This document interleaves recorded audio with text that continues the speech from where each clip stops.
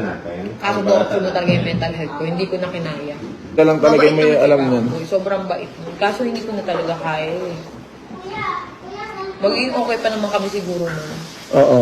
As a friend, ganun. Pagiging pamilya, nandun pa rin yun. Yung pagmamahal, hindi mawawala yun. Ano naiiyak ako ba? Bakla hindi talaga mawawala yung pagmamahal ko doon habang buhay na yan nandyan. Kaso yung pag to-tolerate siguro sa mga ginagawa niya, parang hindi ko na kaya. Kawawa yung anak ko. Pag nangyari sa akin, stroke ako ng tuluyan. Kuha kaya na. Yung stress ko kasi ano eh, ayoko kasi nag-iisip ng, ay baka pag umaalis, alam mo yun. Ayoko sabihin kung ano yung rason pag umaalis siya, pero Sobrang affected ang ka hirap na. kasi hindi siya umuwi eh. Alam ko kung nasan, kaso yung pagbalik, baka mamaya may mga ganitong bagay, doon ako kinakabahan na hindi ako mapakalis sa sarili kong pamamahay. Kasi ako nananahimik ako sa bahay.